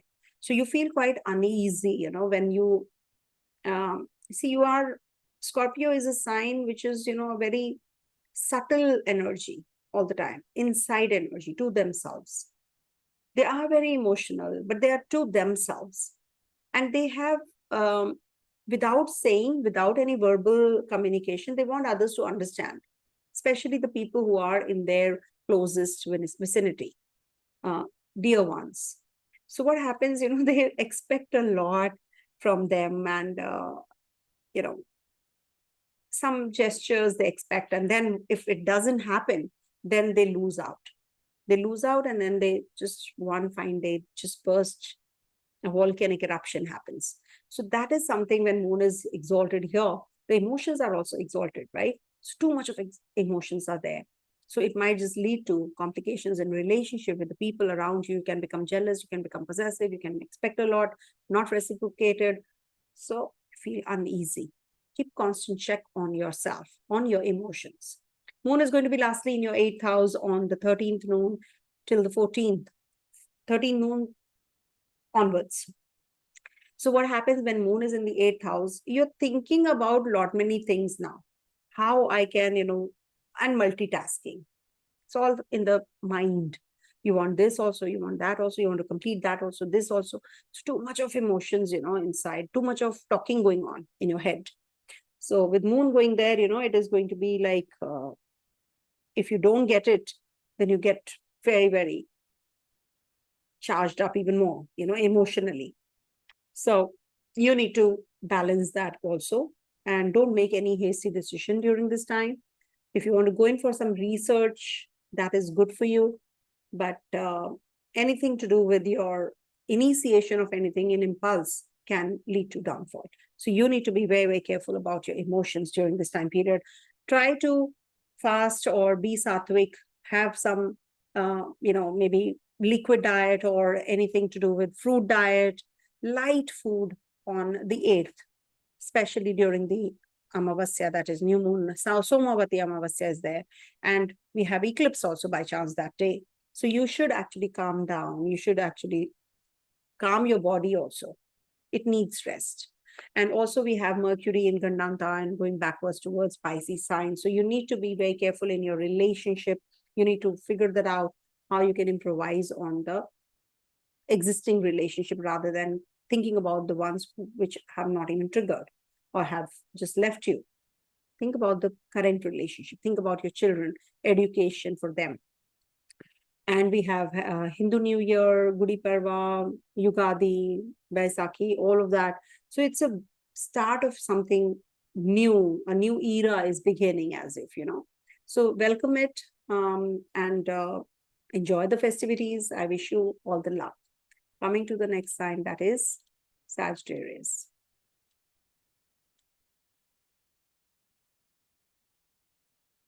And there's a lot of information in the beginning part, if you can just go through that. So for Sagittarius natives, this week moon is going to be transiting your 4th, 5th, 6th, and 7th house lastly. So in the 4th house, you're having the eclipse. That means there is a lot of energy floating in the Kendra 4th house and the 10th house. That means you are thinking and planning to shift out from the current place where you are, your dwelling place. At the workplace, there is lack of focus. You're not able to complete what you started, the projects, etc. But it is going to be giving you that depth also. Whatever you're doing, you're just getting into the detail, depth of everything. The eclipse is taking place in the 4th house. It can give you some upheavals, uneasiness, because this is the 4th house is the house of peace, happiness. So it might just give you that kind of a irritability here. And it's the 8th lord after all, 8th and the 9th lord, which are coming together in the 4th house. So it might just be a start of some new things, new place, new people around you, going overseas, going out of state, interstate, or something to do with shifts of energy. Maybe your connection with your family is going to be totally, the chemistry and bonding is going to change now. You will be working on the relationships also, okay, and on your health also. You should follow a strict routine. That's what you have to do during this week, from this week onwards. In fact, Moon is going to be in Aries sign on the 9th and the 10th in your 5th house, and Jupiter is seated there. Saturn is looking here. So in your relationship, you will get some relief in case you are having some, because Mercury is also retrograde and going backwards in Gandanta in your 4th house. So this is the time period when you will connect with your children, progeny on cards, maybe childbirth, or working on your children, or working on your creativity, on your relationship. You're going to spend more time on developing yourself, alongside your relationship. Your mindset is going to be, towards acquiring more knowledge during this time period. So it's good if you can just start reading a book or start writing something, or if you're thinking of painting, drawing, artistic, just spend more time on these things, or just want to go for a sports activity. Good. 11th to the 13th noon, Moon is going to be in your 6th house in exaltation, and is going to be aspected by Ketu and Mars. 6th house is actually, the house of Roga and Ripu. That means disease, health, health related, or loans related, or, your people, your competitors related issues, they will get resolved. Mars and Ketu looking at a particular zone is a surgical combination. So if at all you have to go for any kind of process, you can go through that. You can do it related to your dental issue. If you're having anything to do with lower abdomen, stomach region, you can just get it resolved. Meet the doctor, take the help and advice from 2 doctors at least, and then you will get the process going if at all you are having any complication, God forbid. And then lastly, Moon is going to be, and also, have a very light diet. That's the best thing to do this week. Everybody should eat light. Try eating very light food, sattvic food, fruits, liquid diets, etc. No non-vegetarian, and less oily, less spicy food. Okay. Moon is going to be lastly in your 7th house on the 13th noon onwards till the 14th, and is going to be in trine to Saturn and Mars, because Saturn and Mars are in Aquarius and same element. That means they are going to be impacting you somewhere or the other, or your partner. So here you are pretty much emotional about your partner, or you're thinking about your relationship a lot, or the partner is becoming very isolated and aggressive, and maybe is busy working, because the partner's 10th house is having the eclipse. So there is a lot of workload. So you need to actually, devote more, understanding. You should actually devote more time understanding each other, and participate in something which is common, some common platform, so that you can reconcile and you can just spend some time somewhere, take up violin classes, together. Also, 7th house is the house of, new partnerships, also new relationship, travels. So you can also travel along with your partner. Just on the 8th, try fasting, have light food, because it is eclipse and Somavati Amavasya also. And we are heading to Chaitra Navratri. So worship goddess Durga, goddess Lakshmi, and Kuber. Okay. Happy Navratris, everyone, and a happy Hindu New Year. Bihu, Gudi Parva, and Yugadi. So all these are actually the different names to one. Actually, the roads are different, but the destination is the same. So follow everything spiritual. Coming to the next one, that is Capricorn. All the dates and information is there in the summary part. Please do watch that before the reading started. For Capricorn natives, this week moon is going to be in your third, fourth, fifth, and sixth houses. Third house eclipse is always considered to be good.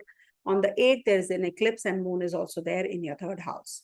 So it means that you might just be planning your onward journeys, some presentation, communication, filling up the gaps, learning something new, intellectual. You know, is going to also get more, you know, in that zone of understanding new things, learning new things, writing new things.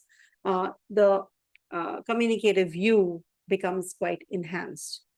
It's better that you meet some new people and try mixing with them, start some new ventures, plan everything like that, you know, and you're going to be successful, of course. And when you're taking up journeys, you're taking up anything to do with the applying for visa, etc. So you need to be very meticulous in writing everything, you know, filling up the form, etc. And driving also, just keep if you're going on a road trip, so your battery or your car, everything is intact. So check all that, constant check, you know, you need to be doing. Also, moon is going to be in your fourth house, and that's happening on the 9th and the 10th, and Jupiter is there, Saturn is aspecting. So you're thinking your main concern is about your financials, about your relationship, about money, how you can grow and be more resourceful, and resources are going to increase, how you can work on all those areas, how you can be more towards home, you know, how you can help your home family, how you can make them get together, and the relatives, the friends. You might just be having a party at home during this time period, you know, traveling. You might just be thinking of travels also. But you're too homey, you know, you don't feel like going out when moon is in the fourth house, but still you can maybe go out for work, and maybe you're going to be renovating your place, you're spending more time at home, doing all these things, arranging all these things, and then maybe you're going to travel. So that's why you want to rush up things. Also, it could be that, you know, you're connecting with your mom and you're discussing certain things, you know, at the home front, property related issues. Moon is going to be exalted in your fifth house on the 11th till the 13th noon, and it's going to be aspected by Ketu and Mars. So simultaneously, fifth house is being afflicted by two negative, or we can say fiery energies.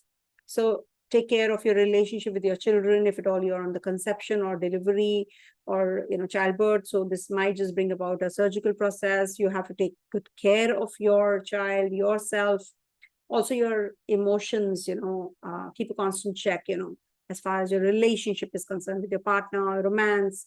All these things will get hampered, you know, with this Mars and Ketu energy here. So it might just give some negatives attached to this, but surely it is going to be, moon is exalted, so you will come out of it also. You might just go in for some entertainment, joining your friends for a party, etc. So you're unwinding when moon is here, but you might just land up into some fierce, you know, conversation, and you can have some arguments also. So be very, very careful about all of these as well. But it is good for financial growth. Moon is going to be in your sixth house, lastly on the 13th noon till the 15th, and it's going to be trying to Saturn and Mars.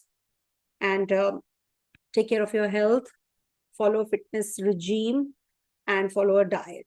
Eat sattvic food, because, you know, you're going to be feeling quite bloated, feeling quite, you know, that nothing is getting digested well, because Saturn and Mars are there in the second house. Or dental issues, if you're having any problems in your speech, in your tongue, maybe there are blisters in your tongue. So you need to keep a constant check on your diet, you know. Don't eat anything which is heaty, oily, spicy. Have fruits, fruit diet, liquid diets even more, you know, at least twice a week, at least this week, because we are heading to eclipses also, you know, eclipses there. So you must take care. We do have Somvati Amavasya. So if you can fast, if you can worship Goddess Durga, Goddess Lakshmi, Kuber, That'll also be good. We have Chaitra Navratri. We have Mercury in Gandanta and moving backwards to your third house. Keep a constant check on your speech. Any kind of documentation, signing of agreements. You need to be really, really cross-checking everything before signing it. Read them well, because it can lead to some discrepancy and later it can hamper your growth, or something can just spoil the thing, the amalgamation or something that you're heading to. So you have to be careful about all of those. Travels, you have to be very, very careful. When you're traveling, keep everything under check. Okay. If you're looking for a raise at the workplace, it's quite likely that you will get the promotion also if you're waiting for one. Okay. If you're jobless, you will get a job after this eclipse is over, for sure. Okay. Coming to the next one, that is Aquarius.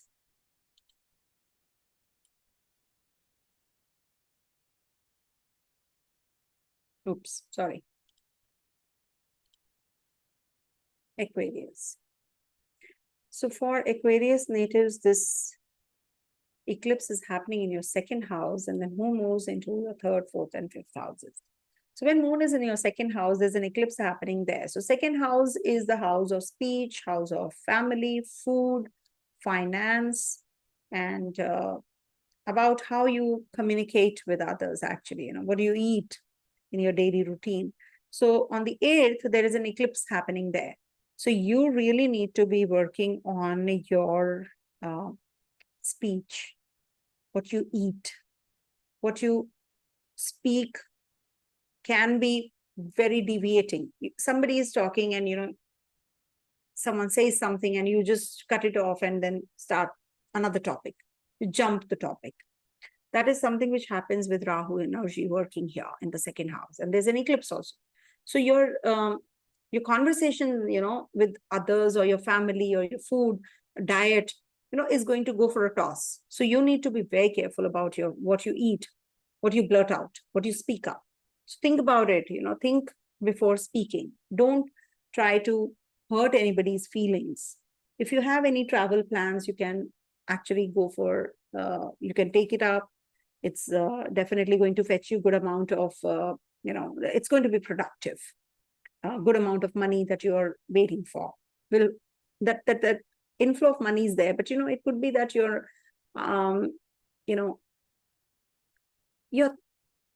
it's polluted. Your mindset is polluted with Rahu here. People are just trying to, take you to a wrong road. They're educating you, or they're just putting in your head that, you can go on a shorter path and you will make good amount of money, good chunk of money. And you're just going blindly like that. Where is your discretion? Where is your thought process going? So you need to be really working on yourself, on your thought process with Rahu energy here. Okay. Things are going to be really good for you. And if you have a constant check on your making money, diet, health, communication with your family, take their blessings. Take the blessings of the old people in the family. Definitely it is going to help you. Lots. Then moon is going to be in your third house on the 9th and the 10th. So 9th and the 10th, this is the 8th from 8th also. So this might just be bringing about some endings and some new beginnings. You're going to be maybe, meeting some guru, you're consulting somebody and you want that advice. You're stuck somewhere. So this will definitely help you. This week is a very, very important week for that reason that Mercury is also going backwards in debility. So this is the time not to make decisions yourself. Rather depend on the experts. Take the help of experts. Investments, you have to make investments and you don't know where to. So you will depend on someone else. Okay. Someone else's advice. Then we have moon transiting through your fourth house on the 11th to 13th noon. And fourth house is actually afflicted of yours. That is why lack of peace. Taurus sign is afflicted because of Saturn, because of Mars and Ketu's aspect there. So whenever two malefic grahas who are one actually, Mars, Ketu, as we say, Kujvat, Ketu and Shanivat, Rahu. So what happens? Kuja is Mangal, Mars. And Ketu is very happy in Scorpio sign for that reason. It owns that Scorpio sign. So what happens when Mars and Ketu are looking at one? What happens? They're one team. So they are very strong. So what we have to do is we have to be stronger. Because two malefics are looking at us, we cannot give in, no? So it could be that, because of this energy, you are having misunderstandings in your family, you're not able to make right choices, you're not getting that guidance properly from your family. Even if they are giving you the guidance, you're just, not taking it. So all those energies are pretty much predominant right now. So you need to be strong, right? You need to be strong because it is actually you who's losing the peace with this planetary configuration. You do have a choice. We all have a choice. We all have a free will because we have two thoughts. Two thoughts means free will, any which ways. Ultimately, the planets will work and the Dasha will work. But what is the guidance that we're getting? If we are getting a guidance from an astrologer, this time period is not good. So avoid that. Okay, this is not the right time to take, go for this journey, plan. Just push it to, a month later. If it's possible, that person will be able to do it. Otherwise, destiny plays out and then, you're not, the choice is there. But we do have a choice. So when Mars and Ketu are looking at a fourth house, property related decisions are going haywire. You're not able to make right kind of choices. With your mother, you're having some problem or, separation from your family or moving away from your country to another country is also there. Fourth house is afflicted, no? Whenever fourth house is your own land, your own home place. So when you are having affliction, so you might just leave your country and go. And Saturn is also looking at your 10th house. So maybe you're going for work somewhere overseas. And also, see, Scorpio is afflicted because of Saturn and Rahu, and Taurus is afflicted because of Ketu and Mars. So both the signs are afflicted because of these energies. And this will bring about, this Kendras are getting active also. So this will bring about changes at the workplace and home front. Maybe you're leaving your job and going to another place and you're changing your residence. So some kind of energy ripple effect is there. So maybe you're asked to join another department. So mentally you're getting little uneasy because of that. So for that, you should do Hanuman Chalisa to pacify the Mars and Ketu energy. They can be highly sexual and agile energy also during this time period.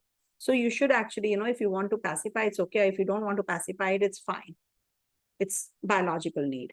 So you should actually, worship Lord Hanuman during this time period. Also, we are heading to Chaitra Navratri. So you should worship Goddess Durga, Lakshmi. If you want to fast, you want to be sattvic, have light food, have fruits, at least once in a week, on Tuesdays, maybe, or on Saturdays. And then we have moon transiting through your 5th house, and that's towards the end, 13th noon onwards till the 14th. Moon is going to be in your 5th house. Connect with your children. Be a childlike. When moon is in the 5th house, be a childlike. So what is a child? Child likes to play, entertain, also like a child, small baby, become that. So, there's a lot of hyperactivity there. You're just, playing, you're enjoying, doing things that you like, innocence. That's innocence, right? So when moon transit is there, you might just connect with your children, or you will be childlike, you will meet your childhood friends, or you will just go for entertainment, movie, unwinding. All those energies are going to be prevalent. So enjoy this week. By the end of the week, it's a good time because maybe you take my advice and you just want to just, change yourself, your perspective, and then you feel light. Okay. So listen to this video, pass it on to your friends and colleagues and your family so that they also get the benefit, right? Put up a chart like this. It's very easy. On the Drik Panchang, you can do it. This is an app, and this is on the internet, on the this website, Drik Panchang. So you can just put in your date of birth, time of birth, place of birth, and you will be able to put up this chart. It's very simple, and you will get to know the Dasha also, what timeline you are in. And simply, you can hear the reading as per your sign or what you get here. If it is AS means is the 1st house, and this is where the Aquarius sign is. 11 is Aquarius. All right. If you can't understand this chart, then you can see this chart also. This is where this line is. This is the Aquarius sign. I wish I could teach everyone like this, but it's really difficult. All the best, everyone. Coming to the last one, that is Pisces. I love to teach, but it's better if I teach this way, people can get the benefit. So Pisces, this is the eclipse on your head. This is the first house where the eclipse is happening. So first house is self. Self means that it is getting eclipse there. So what happens when the eclipses take place, you get to know about something which is hidden. You get to know about your own potential. Ultimately, you will be a win. It's a win-win situation for you. Okay. So it's a new moon time as it is, the things are going to start. Cycle is going to start. Whatever was stagnant, now you will get that momentum. You will do better in life now. This is a foundational week, remember, for the whole year. It is going to be a deciding one. It is going to be actually laying the foundation to your future this 1 year. Because from April to the next April is this Hindu New Year. So that is why we must follow the Hindu, when we are following the Hindu culture, following the Hindu readings, Vedic readings. So the new year is starting also in April 9th onwards. That's Chaitra Shukla Paksha Pratipada. So this is the time period when you will start, the cycle will start for you. Okay. So for financial growth, for health, any health issues if you have been experiencing, anything to do with your relationship, if you have any relationship, you don't expect too much from your relationship. Don't pressurize your partner. There is a lot of pressure on your partner. So don't do that. Don't be too self-centric, Sometimes you need to do for others. Think about others. Not just your partner. I'm not talking about the spousal or living relationship. I'm talking about the whole, on the whole, what is your relationship with others in totality. So you need to be more receptive, more compromising, be helpful, be compassionate. Once you're compassionate, you'll be doing well. So this eclipse is going to teach you, teach you a lesson in a way. So learn it. Okay. There is some kickstart that you're going to be definitely getting from this eclipse onwards. It's definitely very, very, very intense. For Virgos, for the dual sign especially, for Gemini, Virgo, Sagittarius, and Pisces people, this is a very, very intense one. Also, we are heading to moon in your second house on the 9th and the 10th, and Saturn is looking here. So you will get a lot of avenues opening, coming your way, ideas coming your way about financials, investments, resources, how you can connect with your family. Family expansion is also done like this, maybe you have broken up with your partner, there's a divorce, and then you get married again. So second house, Jupiter is there, so quite likely you're going to be getting married, remarried, quite possible. Something to do with your food, stomach, you need to work on that, on your diet, eat right. If at all you have not been sleeping well, so you are having some complications in your health also. So moon going there, you might just be worried about your health related to your stomach region. So you need to change and improvise your routine. Moon is going to be in Taurus sign on the 11th till the 13th noon and is exalted there in their third house, is aspected by Mars and Ketu here. Now, you're very bold, you're very courageous. Some major decisions you have taken in the past, don't regret them. It is little difficult, of course, it is delaying, but it is going to be getting triggered up. Don't worry, it is going to get better with the passage of time. You are going to get into that zone of culmination now. You are just this closer. You're closer to the finishing line and you can't back out now. So wait patiently. Things will happen related to your job, related to your relationship, related to your travels, related to your health. Anything that has been giving you troubles is now going to come to an end. And some new cycle, as I said, is going to start. You're going to be meeting people, you're going to be traveling, you're writing, you're learning. So all that is going to be the key to success ultimately, and your communication is the key to success. So what you communicate, what you speak, what you eat is directly linked to your life right now. Eclipses are over your first house. Okay. Don't have that greed of, or that sometimes what happens, we want to grow quickly, faster. So this is not the time period to, think about things like that. Just take it easy. And then moon is lastly going to be in your 4th house, and that's from the 13th noon till the 15th, and it's going to be in trine to Saturn and Mars from the 12th house. So going away from your place. Quite likely that you're changing your job, changing your place, redoing your place, renovating your place, or you're breaking and building. That is also quite likely. So there's a lot of chatter going on in the 4th house. So you don't have to fall prey to what the others are saying. Family members, they're just having a heated arguments. They're just falling into some kind of situation where, you just lose out on your, there's a lot of misunderstanding. So don't get carried away in, with the kind of situation you are in at the home front. So make your relationship healthier rather than, getting carried away in your, the chatter in your mind. You're thinking too much, it's not that negative. You're thinking that they're doing this to me. They're on the wrong, or maybe, they're just conspiring against me. So all those things are, the doubt, there's a lot of doubt which is erupting. So make sure that you are composed and look at it in a very different way. Everything will fall in place. Job, work, your children, purchase of property, health, everything is going to gradually fall in place. Just that the relationship part, you need to just work on that, and you have to put a little extra effort. Okay. So don't expect too much and be helpful. Compatible. Okay. And we are heading to Somavati Amavasya on the 8th and the eclipse. So eat sattvic food. Jupiter is in your 2nd house. As it is, you're not eating too much oily, spicy, but sweets. You're dwelling on sweets a lot. So just be careful. Don't feast. Have little food. Have right kind of food and on time food. You need to really do that with this eclipse around the corner.